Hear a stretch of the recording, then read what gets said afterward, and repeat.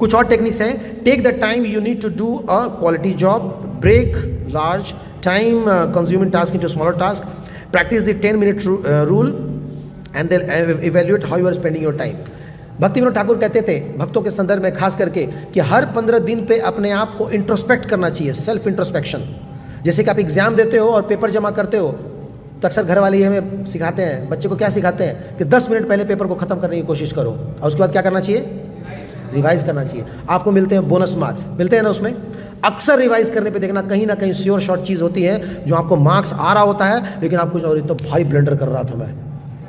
और कई लोग तो ऐसे होते हैं लिखते रहते हैं, वो छीनता रहता है, छोड़ जाते जाते भी सर एक मिनट, ये it's not a proper time management. Evaluate करना चाहिए, सेल्फ चेक करना चाहिए, was it okay not okay. उसी तरह जैसे आप टाइम मैनेजमेंट क्लास में बैठे हो, क्लास खत्म होने के बाद रिकॉल करना चाहिए, आज हमने क्या सुना, आज हमने क्या पढ़ा, कौन कौन से एग्जाम्पल दिए गए, एक दूसरे से डिस्कस करना चाहिए, फिर उसको नोट करना चाहिए, फिर देखना चाहिए हम इसमें से कौन कौन चीज़ों को अपने जीवन में पहले उतार सकते हैं. वरना फ़ायदा क्या हुआ, 2 कान इधर सुने उधर से उड़ा दिए, कोई फ़ायदा नहीं है. तो श्रवणम, कीर्तनम, फिर स्मरणम. तो हम सुनते हैं, बोलते हैं, फिर क्या होता है वो पक्का हो जाता है, हमारे दिमाग में सेट हो जाता है. ये सब टाइम मैनेजमेंट का एक टेक्निक है. कभी कभी कुछ चीज़ें बड़ी मिलती हैं तो प्रॉपर टाइम मैनेजमेंट क्या होता है, उसको ब्रेक करके करना चाहिए, छोटे छोटे फ्रैगमेंट्स में करना चाहिए, तो भी वो इजीली हो जाता है. एक बार में पूरा नहीं होता है ना. जैसे अभी आपने सुना होगा ये जो 41 मजदूर जो फंस गए थे, उसको ब्रेक करके कुछ लोगों को जिम्मेदारी दी गई, आप मेडिकल का ध्यान रखिए, कुछ लोगों को खाने की जिम्मेदारी दी, कुछ लोगों को बोला कि आप कम्युनिकेट करते रहिए, कुछ लोगों को बोला भाई उनको काउंसल करते, उनसे बात करें, उनका दिमाग खराब ना हो जाए अंदर, एक दूसरे के जान ना मार दे कहीं पे, और कुछ लोगों को बोला गया आप निकालने का प्रयास कीजिए. तो टास्क एक ही था, 41 लोगों को निकालना, लेकिन उसके फ्रैगमेंट में किया गया था. नहीं तो इससे क्या होता, एक ही व्यक्ति को दे दिया जाता, वो बेचारा परेशान हो जाता, वो कैसे मैनेज कर पाता. तो उसी तरह हमारे जीवन में बहुत सारी ऐसी चीज़ें होती हैं जो हम लोग ब्रेक कर सकते हैं, टुकड़ों टुकड़ों में कर सकते हैं, थोड़ा भी, थोड़ा कल, थोड़ा परसों हो सकता है, नो प्रॉब्लम. एक ही स्ट्रेच में कोई ज़रूरी नहीं है करना, ठीक है. और क्या है, limit distractions, get plenty of sleep, eat a healthy diet, exercise, ये तो मैंने बता ही दिया, take a break when needed. जो अच्छी कंपनीज होती हैं वो ब्रेक पे बहुत बिलीव करती हैं, है ना.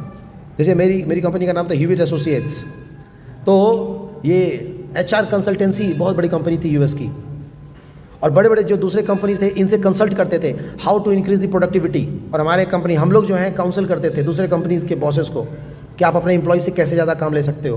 तो कई सारे काउंसलिंग के पॉइंट्स में एक पॉइंट हम बताते थे ये कि लोगों को ब्रेक देना बहुत ज़रूरी है. Yes no no yes. अगर आप ब्रेक दोगे ना वो काम अच्छा करेगा. इसलिए हम लोगों की ना 33 छुट्टियाँ होती थी साल में, और हमें बोला जाता था आपको लेना पड़ेगा, ये नहीं कि नहीं हमारा काम हो जाता, नहीं आप जाइए छुट्टी पे. क्यों? क्योंकि छुट्टी पे जाएगा, उधर से आएगा तो अच्छा काम करेगा, एफिशिएंसी इसकी बढ़ेगी. इसलिए हमें भी काम से ब्रेक लेना चाहिए. इसीलिए भगवान सैटरडे संडे दिए हैं. Take some time out, refresh होइए. यहाँ पे 3 चीज़ों के बारे में बताया गया, हेल्दी डाइट, एक्सरसाइज वगैरह. लेकिन एक और चीज़ है जो आपको फ्रेश बनाता है, मजबूत बनाता है, वो है अपने आत्मा के लिए समय निकालिए. टाइम मैनेजमेंट में जो 24 घंटे होते हैं उसको 3 पार्ट में आप डिवाइड कर सकते हैं, 8-8-8. 8 घंटे आत्मा के लिए, 8 घंटे मन के लिए, 8 घंटे शरीर के लिए. ऐसे करके डिवाइड करेंगे आपका बिल्कुल बैलेंस लाइफ रहेगा. तो 8 घंटे आत्मा के लिए मतलब क्या होता है, इसमें आप देखेंगे जो भक्त लोग हैं, एक आइडियल डिवोटी की बात बता रहा हूँ, वो 2 घंटे मेडिटेशन करते हैं, मंत्रा मेडिटेशन.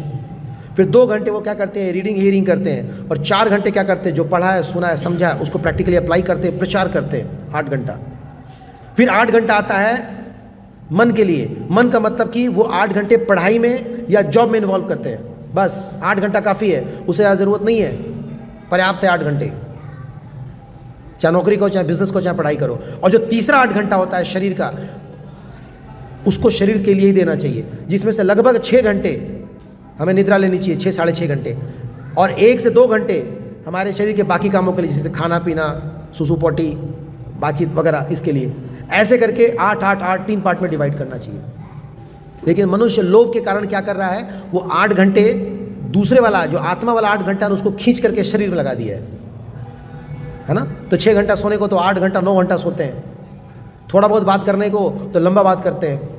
काम 8-9 घंटे में हो जाएगा, ज़बरदस्ती 12 घंटा 13 घंटे की नौकरी करते हैं. क्या ज़रूरत है, कितना कमा लोगे, कहाँ जाओगे कमा के. ये लाइफ हार्ड वर्क के लिए नहीं, कौन से वर्क के लिए? स्मार्ट वर्क के लिए।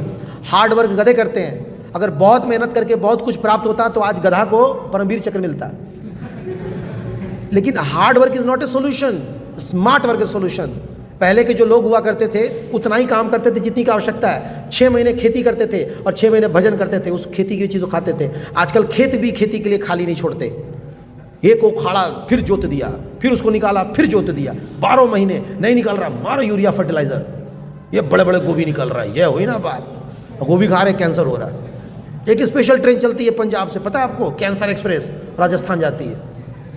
हाँ, आज कैंसर की बीमारी इतनी ज़्यादा क्यों है? मनुष्य के लोभ के कारण। इतना इंसेक्टिसाइड, पेस्टिसाइड, यूरिया वगैरह यूज हो रहा है। लोभी तो और क्या है। अब प्रॉपर तरीके से चीज़ों को कल्टीवेट नहीं किया जा रहा है। लोग दिन रात सुबह शाम काम कर रहे हैं। रात में कोई काम करता है क्या? जो रात में काम कर उसको निशाचर कहते हैं। निशाचर जानते हैं? निशा मैंने रात्रि, चर मैंने जो चले। पर निशाचर एक गाली भी होता है। आप बोलेंगे सर क्या करें, इससे तो हमारा नौकरी रुक जाएगा। ठीक है, अभी कीजिए, पर जरा सोचिए इस परिस्थिति में लाने वाले हम ही लोग तो हैं। क्या हमारे पास इतना पर्याप्त संसाधन नहीं है कि हम अपने जीवन को चला सकें अननेसेसरली? एक बार जिसको राधे श्याम प्रभु जी बहुत फेमस प्रीचर है, उनके पास एक माता जी गई और उन्होंने कहा कि मेरे प्रभु जी को टाइम ही नहीं मिलता आने के लिए, क्या करूं मैं? बोले क्या प्रॉब्लम है? बोले बहुत मेहनत करते हैं। क्यों? उन्होंने बहुत लोन ले रखा है। क्यों लोन लिया है? पता चला कि उन्होंने 3 BHK अपार्टमेंट ले लिया है, SUV व्हीकल ले लिए। तो प्रभु जी ने उनको सलाह दिया कि आप उनको बोलो कि किसी नॉर्मल सोसाइटी में 2 BHK ले ले और SUV बेच करके वैगनार ले ले। तो गया, उन्होंने सजेशन दिया अपने हस्बैंड को। उनका हस्बैंड क्या कहता है? तुम्हारा दिमाग खराब है, मेरा नाक नहीं कट जाएगा? तो जोड़ो नाक अपना, बनाए रखो। यही है दिखावा। दिखावे के चक्कर में बड़ी गाड़ी, दिखावे के चक्कर में बड़ी सोसाइटी और बड़ा घर। अब उसके लिए लोन चुकाते रहो, जिंदगी भर लोन चुकाते रहो। अब लोन चुकाने के लिए एक्स्ट्रा, अभी नौकरी लगती नहीं है कि लोन वाला पहले आ जाता है। सर बधाई, आपकी जॉब लगी सर, मेट्रो में जॉब लगी सर, लोन ले लीजिए। अब लोन लेते ही ऑफिस भी खून पिएगा और घर वाले भी खून पिएंगे, पिलाते रहो दोनों को। फिर यहाँ के बोलोगे सर टाइम मैनेज कैसे हो सकता है? अरे टाइम मैनेज कहाँ से होगा? आपने सारा कुछ तो दे दिया।